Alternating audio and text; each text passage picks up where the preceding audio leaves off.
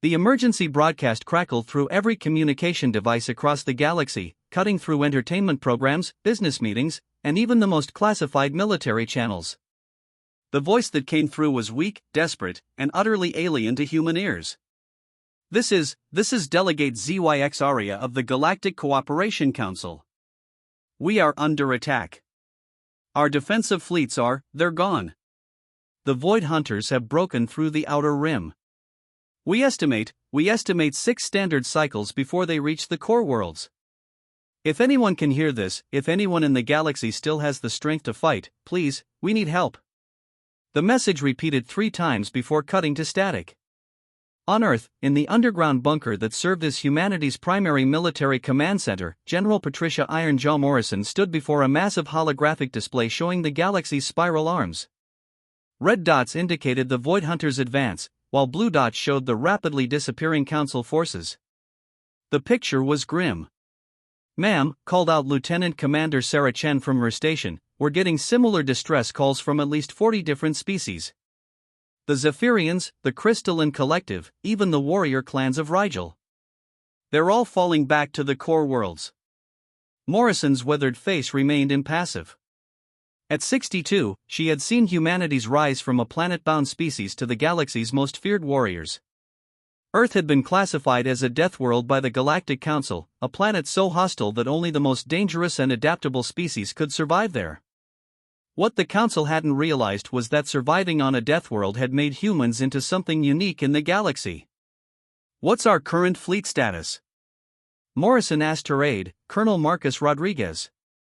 "We've got the 5th Fleet patrolling the outer colonies, about 1,200 ships including the battlecruiser Indomitable.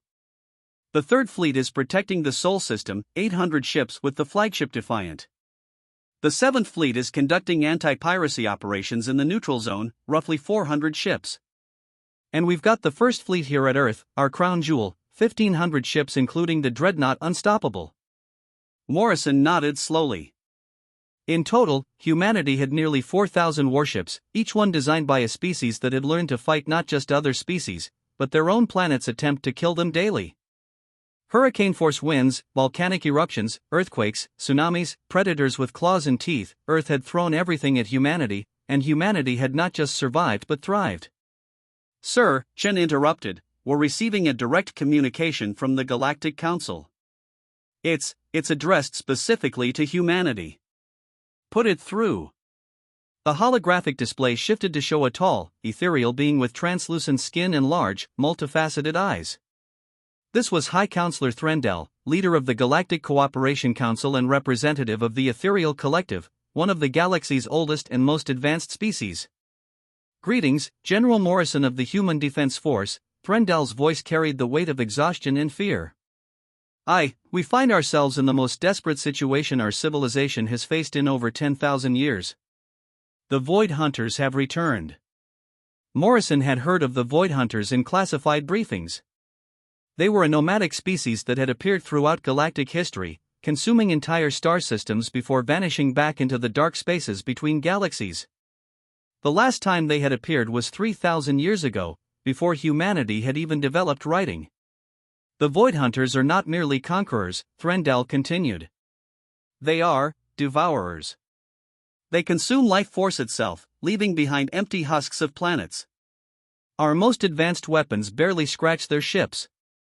Our most skilled warriors fall before them like leaves in a storm. But we have heard stories about your species. About humans." Morrison raised an eyebrow. "What kind of stories?" "Stories of humans who charged into impossible odds and emerged victorious.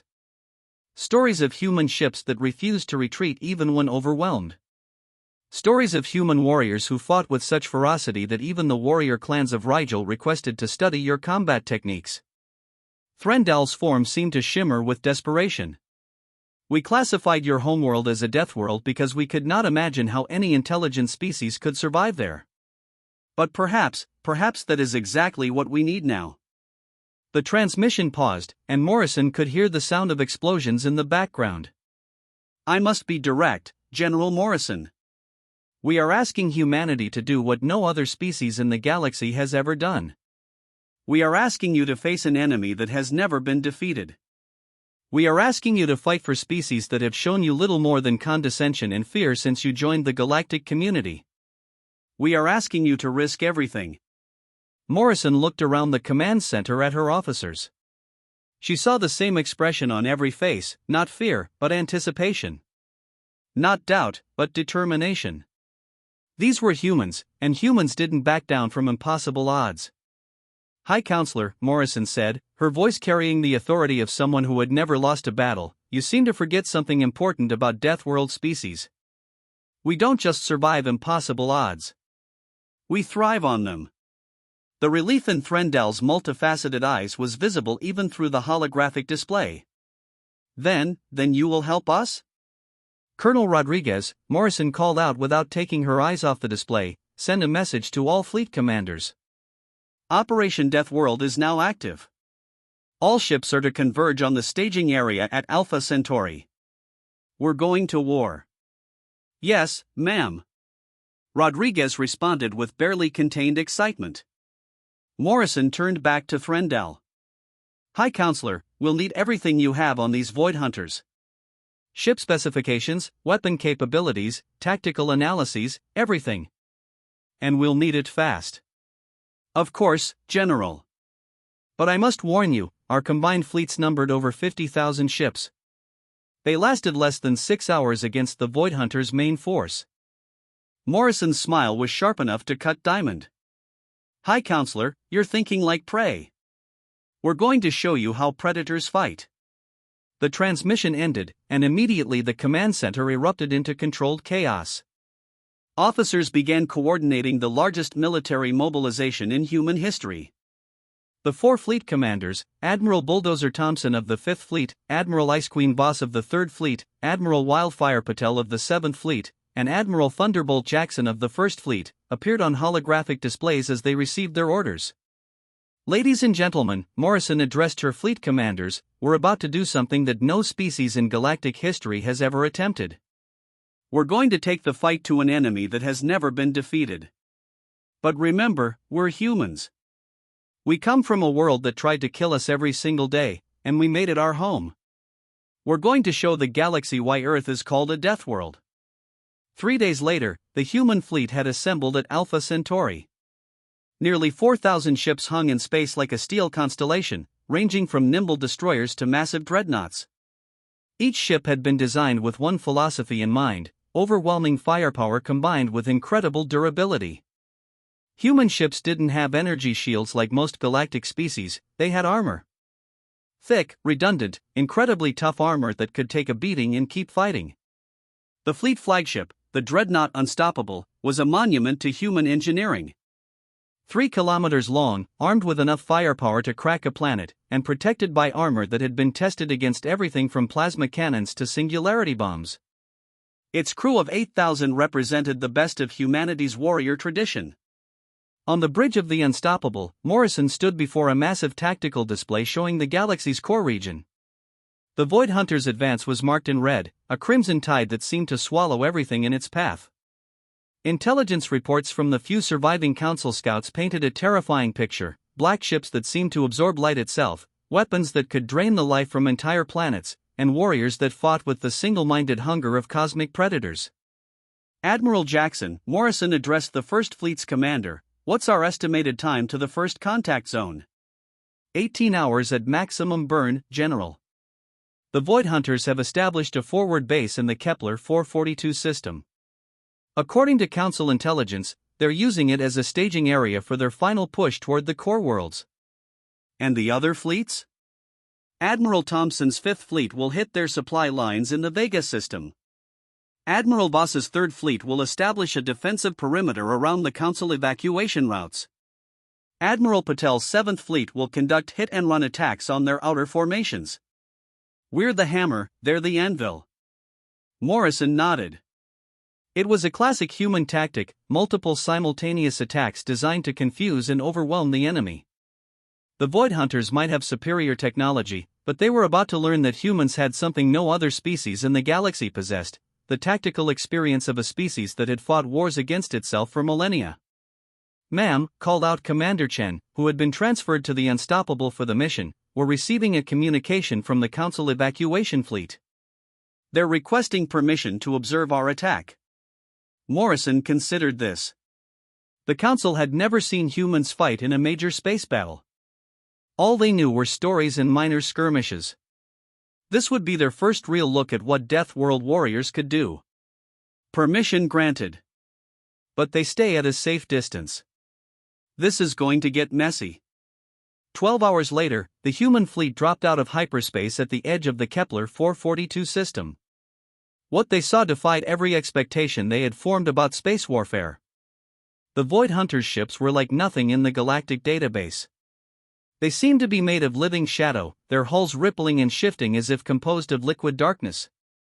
They ranged in size from small fighters the size of human corvettes to massive dreadnoughts that dwarfed even the Unstoppable. And there were hundreds of them, arranged in a formation that seemed to pulse with malevolent life. But it was the planets that truly drove home the horror of what humanity faced. Kepler 442b had once been a garden world, home to nearly 2 billion members of the Verdant Collective, a peaceful species known for their incredible agricultural technology. Now it was a gray, lifeless husk. The Void Hunters had somehow drained the life from the entire planet, leaving behind only dust and death. "Jesus Christ," whispered Admiral Jackson, momentarily forgetting military protocol. "They really do consume life itself." "Admiral," Morrison's voice cut through the stunned silence on the bridge, "battle stations. All ships, prepare for combat. Remember, we're not just fighting for the galaxy, we're fighting to show the galaxy what humans are capable of." The Void Hunters detected the human fleet almost immediately. Their response was swift and terrifying. A wave of dark energy pulsed out from their largest ships, and suddenly the space around the human fleet began to hunger. It was the only word that could describe the sensation. The very vacuum of space seemed to reach out with invisible tentacles, trying to drain the life from the human ships. This was the Void Hunters' primary weapon, the ability to devour life force at a distance. It had been the doom of every species that had faced them. Council ships, protected by energy shields, had found their crews withered and dying even as their vessels remained intact. But human ships were different. They had been designed by a species that understood that sometimes the best defense was just being too tough to kill. The Unstoppable's armor plating was more than mere metal, it was a composite of titanium, diamond, and exotic materials that had been forged in the heart of Earth's most violent volcanic regions. More importantly, it was infused with a uniquely human addition, the raw, defiant will to survive. The life-draining attack washed over the human fleet like a wave of cosmic despair. On other ships, crews would have collapsed as their life force was sucked away. But humans had evolved on a planet that had tried to kill them in 1,000 different ways. They had developed not just physical toughness, but an almost supernatural resistance to anything that tried to drain their will to live. "All ships report minimal effect from the enemy's primary weapon," reported Commander Chen with barely contained amazement. "Some crew members report feeling tired, but no casualties." Morrison's smile was predatory. "Looks like evolution on a death world has its advantages. All ships, advance to engagement range. Show them what humans do when someone tries to kill us." The human fleet surged forward, and the Void Hunters quickly realized they were facing something entirely new. Their life-draining weapons, which had been instantly fatal to every other species in the galaxy, were barely slowing the humans down. Worse, the human ships were built like nothing they had ever encountered. Where other species relied on energy shields and advanced technology, humans had simply made their ships incredibly, brutally tough. The first exchange of fire lit up the system like a newborn star.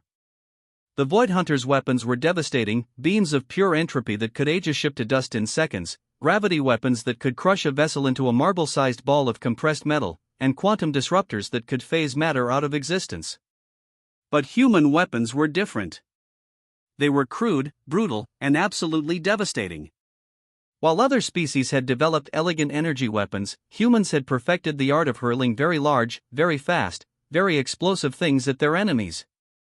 The Unstoppable's main guns fired shells the size of small buildings, each one containing enough nuclear fury to vaporize a city. The human destroyers launched swarms of missiles that could track their targets through hyperspace and detonate with the force of collapsing stars. The battle was unlike anything the galaxy had ever seen. The Void Hunters' sophisticated weapons met the human philosophy of if it's not dead, you're not using enough explosives. Ships on both sides began to die, but the humans were giving as good as they got. "Enemy dreadnought on our starboard bow," called out the tactical officer. "It's targeting our engine section. All batteries, focus fire on that target." Morrison commanded. "Show them what happens when you threaten a human ship." The unstoppable guns roared in the silence of space, sending a stream of projectiles toward the enemy dreadnought. The Void Hunter ship tried to phase out of existence to avoid the attack, but the humans had prepared for this. Each shell was equipped with quantum anchors that locked onto the target's dimensional signature. The shells followed the enemy ship through its phase shift and detonated inside its hull. The explosion was visible from 3 star systems away. The Void Hunter dreadnought simply ceased to exist, vaporized by the raw fury of human weapons technology. But the humans were taking losses too. The destroyer Relentless took a direct hit from an entropy beam and aged 10,000 years in 10 seconds, crumbling to dust. The cruiser Valiant was caught by a gravity weapon and compressed into a sphere of twisted metal. The frigate Courageous was hit by a quantum disruptor and simply vanished from existence. But for every human ship that fell, 2 Void Hunter vessels died. The human fleet fought with a savagery that shocked even their enemies. When the battlecruiser Indomitable lost its main guns, it rammed a Void Hunter cruiser, the 2 ships disappearing in a fusion fireball that lit up the entire system. When the destroyer Fierce was boarded by Void Hunter warriors, the human crew detonated their own reactor rather than allow their ship to be captured. The battle raged for 6 hours. By the end, the Void Hunters' forward base was completely destroyed. More importantly, for the first time in their species' history, they had met an enemy that not only refused to die but seemed to get stronger the more desperate the situation became. Status report: Morrison called out as the last enemy ship was vaporized by a spread of human torpedoes. "We've lost 8 ships with all hands, General. Another 15 are severely damaged. But we've completely destroyed the enemy force. Not a single Void Hunter ship escaped." Morrison nodded grimly. The cost had been high, nearly 10,000 human lives. But they had achieved something that no other species in galactic history had managed: they had defeated the Void Hunters in open combat. "Sir," Commander Chen reported, "we're receiving a transmission from the Council Evacuation Fleet. They're requesting permission to approach." "Granted." The holographic display activated, showing High Counselor Threndal. But the ethereal being's expression had changed completely. Where before there had been desperation and fear, now there was something approaching awe.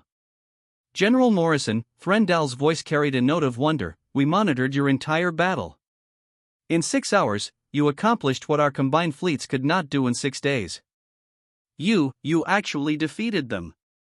This was just their forward base, High Counselor. The real fight is still ahead of us." "But how? How did you resist their life-draining weapons? How did your ships survive attacks that destroyed our most advanced vessels?" Morrison's expression was grim. "High Counselor, you classified Earth as a death world because you couldn't imagine how any intelligent species could survive there. But what you didn't understand is that surviving on a death world doesn't just make you tough, it makes you into something that refuses to die no matter what the universe throws at you." The transmission continued for several more minutes, with Threndal providing updated intelligence on the Void Hunters' main fleet. The news was both good and bad. The good news was that the destruction of their forward base had delayed their advance by several days. The bad news was that their main fleet was massive, over 5,000 ships, including several superdreadnoughts that were each the size of small moons. "General," Threndal said, "I must ask, do you truly believe you can defeat their main fleet? The ships you just destroyed were merely scouts compared to what approaches the core worlds." Morrison looked around the bridge at her officers. She saw the same determination in every face that had been there at the beginning of the battle. These were humans, and humans didn't know how to quit. "High Counselor, let me tell you something about Death World species. We don't just adapt to survive, we adapt to dominate. Your main fleet is about to learn why evolution made humans into the galaxy's apex predators. Over the next 48 hours, the human fleet regrouped and prepared for the largest space battle in galactic history. Reports came in from the other human fleets. Admiral Thompson's Fifth Fleet had successfully disrupted the Void Hunters' supply lines, destroying 3 logistics bases and cutting off reinforcements to the main fleet. Admiral Voss's Third Fleet had established a defensive perimeter that had successfully evacuated over 2 billion Council citizens from the threatened core worlds. Admiral Patel's Seventh Fleet had conducted a series of hit-and-run attacks that had destroyed nearly 100 enemy ships while losing only 12 of their own. But it was the intelligence gathered by these operations that proved most valuable. The Void Hunters weren't just mindless devourers, they were intelligent, organized, and had been planning this invasion for decades. They had studied every major species in the galaxy, developing specific tactics to counter each one's strengths. They had weapons designed to drain the life from the long-lived ethereals, gravity weapons calibrated to crush the crystal-based crystalline collective, and quantum disruptors tuned to phase out the energy-based Zephyrians. What they didn't have was any strategy for dealing with humans. Earth had been classified as a death world and essentially ignored by the galaxy at large. The Void Hunters had no data on human capabilities, no understanding of human psychology, and no weapons specifically designed to counter human technology. This was about to become a very expensive oversight. The final battle began in the Proxima Centauri system, where the Void Hunters' main fleet had established a staging area for their assault on the galactic core. The human fleet, now reinforced by the surviving ships from the other 3 fleets, numbered just over 3,000 vessels. They were outnumbered nearly 2 to 1, but they had something their enemies lacked, the experience of a species that had never learned to surrender.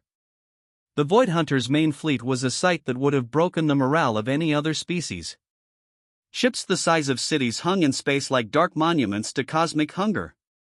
Their flagship, a super dreadnought called the World Eater, was 15 kilometers long and armed with weapons that could drain the life from entire star systems.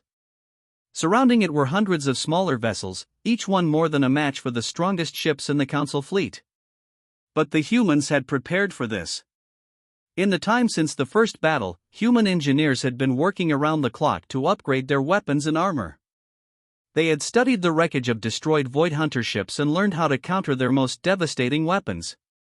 More importantly, they had developed new tactics specifically designed to exploit the Void Hunters' overconfidence. All ships, Morrison broadcast to the entire fleet, this is it. This is the moment that will determine whether the galaxy remains free or falls to cosmic predators. Remember who you are. Remember where you come from. You are the children of Earth, the sons and daughters of a world that tried to kill you every single day of your lives. You are the inheritors of a species that looked at an impossible hostile planet and said, "We're going to make this our home." Today, we show the galaxy what that means. The human fleet charged. The Void Hunters' response was immediate and devastating. Their life-draining weapons reached out across space, trying to wither the human crews before the battle could even begin. But once again, the humans proved surprisingly resistant. The attack that should have killed them outright merely made them angry. All ships, execute Phoenix pattern. Morrison commanded. The human fleet exploded into motion, each ship following a carefully choreographed dance of destruction. The Phoenix pattern was a human innovation, a tactic that involved deliberately taking massive damage in order to get close enough to the enemy to cause even more massive damage in return. It was a strategy that no other species would have even considered, because it required a willingness to sacrifice everything for victory. The human ships dove straight into the enemy formation, absorbing punishment that would have destroyed any other vessels in the galaxy. The destroyer Fearless took 17 direct hits from entropy beams before its fusion reactor finally gave out, but not before it had rammed 2 Void Hunter cruisers, taking them both out in a spectacular explosion. The frigate Undaunted was hit by a gravity weapon that compressed its hull to half its normal size, but the ship kept fighting until its compressed reactor achieved critical mass and took out an enemy dreadnought. But it was the super dreadnought World Eater that represented the true test of human determination. The massive vessel was protected by weapons that could age attacking ships to dust, gravity fields that could crush incoming projectiles, and quantum shields that could phase matter out of existence. It was, by any rational measure, invincible. the humans decided to be irrational. Admiral Jackson, Morrison called out, "Bring the Unstoppable alongside that monster. We're going to show them what happens when you threaten a human world." The Unstoppable, already scarred by dozens of hits, turned toward the World Eater. The massive Void Hunter vessel responded by focusing all its weapons on the approaching human dreadnought. Entropy beams aged sections of the Unstoppable's hull to dust. Gravity weapons crushed entire compartments. Quantum disruptors tried to phase the ship out of existence. But the Unstoppable lived up to its name. The ship's armor, forged from the toughest materials Earth could provide and reinforced with human stubbornness, absorbed punishment that should have been instantly fatal. The crew, protected by their Deathworld evolution, refused to die even as reality itself seemed to be trying to kill them. "Range to target?" Morrison asked as the bridge shook under another devastating attack. 2,000 kilometers and closing, reported the tactical officer. "But General, at this rate we won't survive another minute." "Then we'd better make this minute count. All weapons, prepare for point-blank engagement. Show them what humans call overkill." The Unstoppable closed to within 100 kilometers of the World Eater before unleashing everything it had. Nuclear warheads the size of buildings. Kinetic projectiles moving at significant fractions of light speed. Plasma cannons that could melt asteroids. Fusion torpedoes that burned with the fury of newborn stars. But the attack that finally broke the World Eater wasn't a weapon at all. It was the Unstoppable itself. "All crew to escape pods," Morrison ordered. "We're going to ram that son of a bitch." The evacuation took place in less than 30 seconds, a testament to human efficiency under pressure. Morrison was the last to leave the bridge, but she didn't head for an escape pod. Instead, she strapped herself into the captain's chair and manually overrode the reactor safety systems. "This is General Morrison to all human ships," she broadcast on all frequencies. "Remember this moment.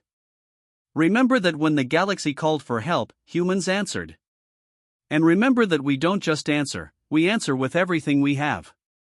The Unstoppable, its reactor building toward critical mass, slammed into the World Eater at nearly 10% of light speed. The explosion was visible from 50 light-years away. When the fusion fire cleared, both ships were gone, vaporized in a release of energy that briefly outshone the system's star. But the destruction of the World Eater was more than just a tactical victory. It was a psychological blow that shattered the Void Hunters' confidence. For the first time in their species' history, they had encountered an enemy that was not only willing to die to defeat them, but seemed to prefer it that way.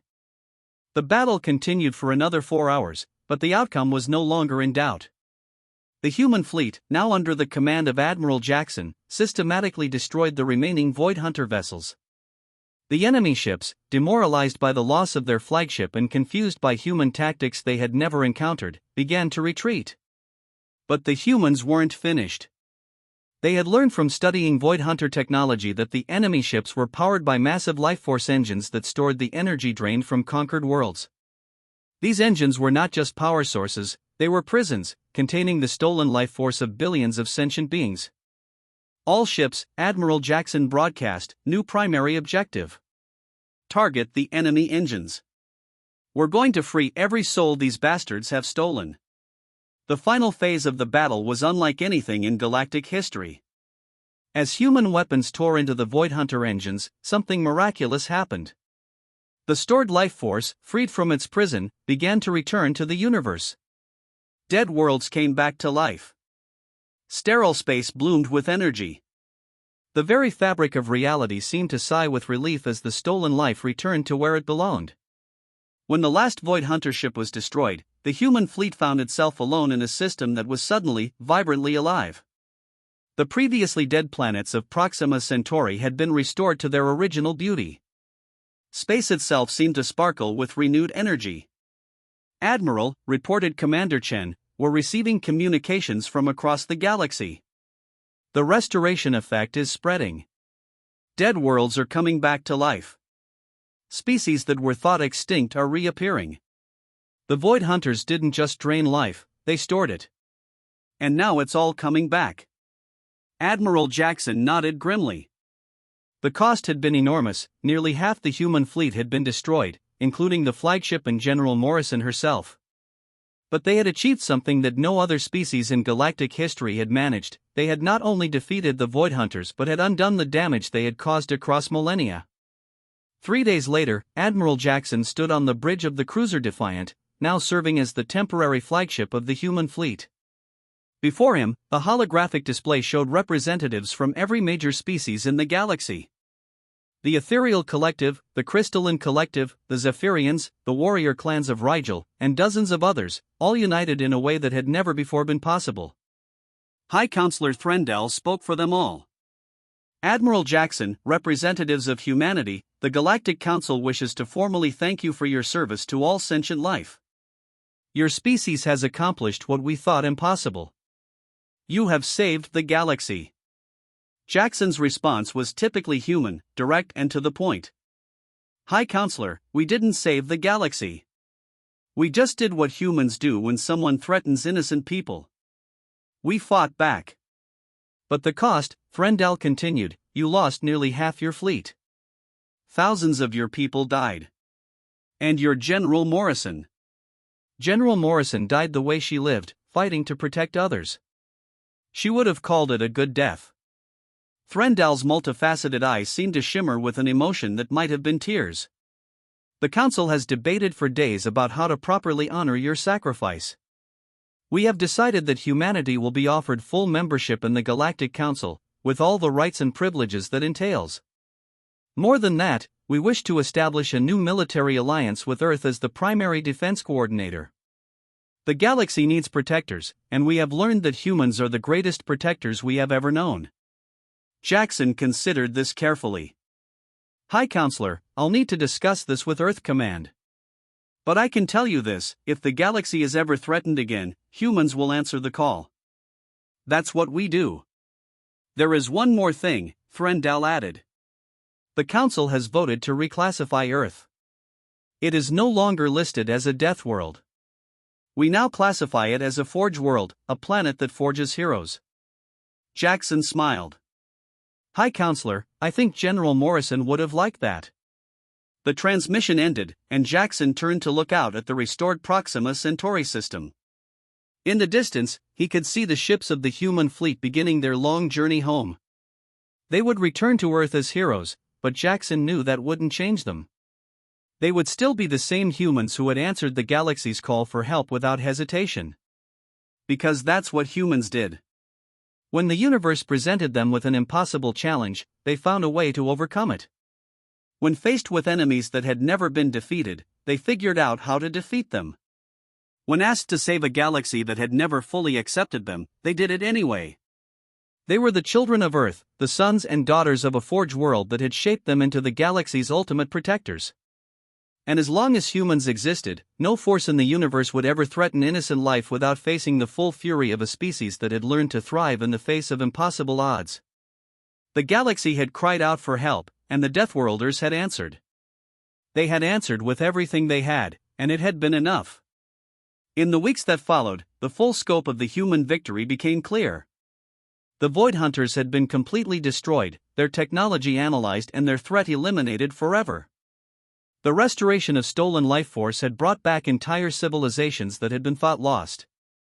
The galaxy entered a new age of cooperation and prosperity, with humanity serving as the guardians of peace. But perhaps the most important change was in how the galaxy viewed Earth and its people. No longer were humans seen as dangerous barbarians from a hostile world. Now they were recognized for what they had always been, a species forged by adversity into something greater than the sum of its parts. The memorial service for General Morrison and the other fallen heroes was held in Earth's orbit, with representatives from every species in the galaxy in attendance. As the names of the dead were read aloud, the assembled fleet fired a salute that could be seen from Mars. It was a fitting tribute to warriors who had given everything to protect a galaxy that had never fully appreciated them. And in the depths of space, in the restored systems where life had returned, new civilizations began to grow. They would learn about the galaxy's history, about the great threat that had once menaced all life, and about the species that had answered the call for help when all seemed lost. They would learn about humanity, the children of Earth, the Deathworlders who had become the galaxy's greatest protectors. They would learn that when evil threatened the innocent, there was a species that would always stand against it, no matter the cost. They would learn that when aliens cried out for help, the Deathworlders would always answer the challenge. And in the vast expanse of the galaxy, life continued, protected by the knowledge that somewhere among the stars, humanity stood watch, ready to fight for those who could not fight for themselves. The galaxy had found its guardians, and they were exactly what it needed, a species that had learned to turn adversity into strength, fear into courage, and impossible odds into inevitable victory. The age of the Deathworlders had begun, and the galaxy was safe. Captain Sarah Chen stood on the observation deck of the space station Valor's Rest, watching the parade of ships passing through the Sol system. Representatives from 47 different species had come to Earth to attend the 5th Annual Galactic Defense Summit. What had started as a memorial service for the fallen had evolved into the galaxy's most important military and diplomatic gathering. "Hard to believe it's been 5 years," said Admiral Jackson, joining her at the viewport. The years had been kind to him, the stress lines around his eyes had softened, replaced by the confident bearing of someone who had found his true calling. "Sometimes it feels like yesterday," Chen replied, her gaze fixed on a massive crystalline collective vessel that sparkled like a jewel against the starfield. "Other times, it feels like a lifetime ago." The transformation of human society had been remarkable. No longer were they the galaxy's outcasts, struggling to find their place among the stars. Earth had become the unofficial capital of galactic defense, and humans had embraced their role as protectors with characteristic enthusiasm. The Human Defense Academy on Luna now trained officers from dozens of species in the tactical innovations that had made victory against the Void Hunters possible. "Captain Chen," came a voice from behind them. They turned to see Lieutenant Commander Maria Santos, one of the Academy's youngest instructors. "Admiral Jackson, the Council representatives are requesting a meeting. They want to discuss the new threat assessment from the Outer Rim." Jackson nodded grimly. Even with the Void Hunters defeated, the galaxy was not without its dangers. Pirate fleets had grown bolder, sensing weakness in the aftermath of the Great Battle. Separatist movements had emerged on several worlds, some seeking to exploit the power vacuum left by the Council's temporary weakness. And there were rumors, unconfirmed but persistent, of something stirring in the dark spaces between galaxies. "What's the nature of the threat?" Chen asked as they walked toward the station's main conference room. "Unknown vessels detected near the Andromeda approach vector," Santos reported. "They don't match any known ship designs, and they're not responding to hails. Long-range sensors suggest they're studying us." The conference room was a marvel of galactic cooperation.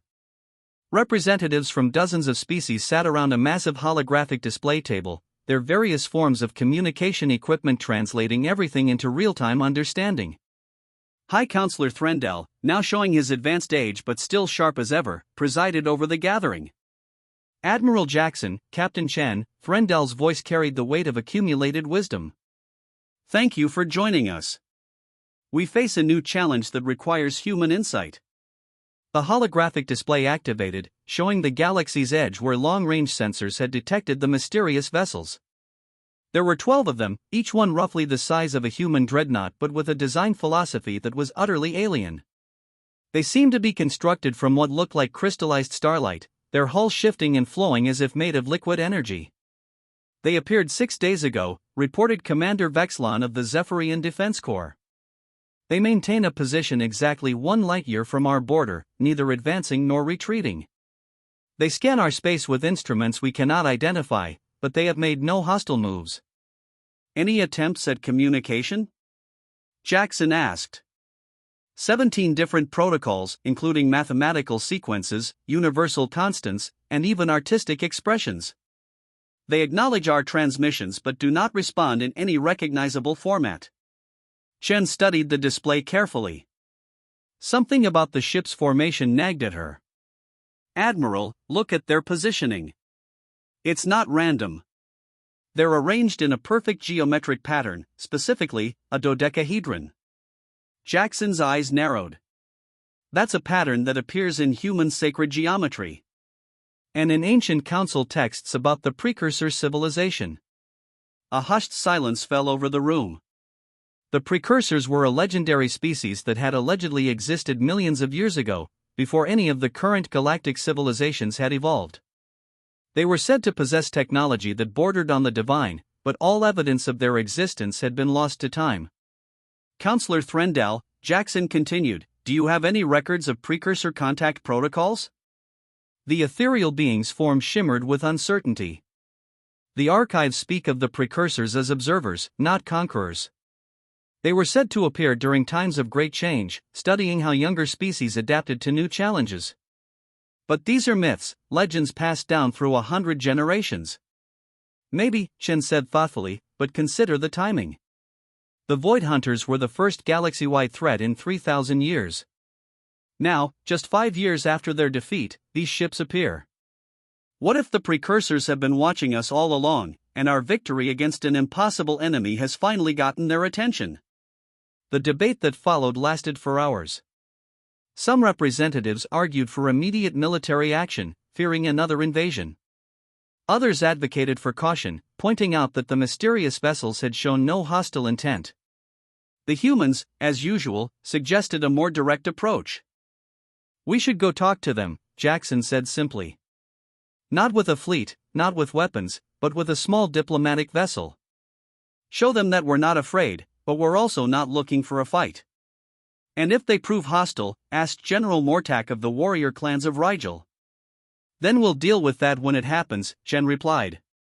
But right now, we're operating on fear and speculation.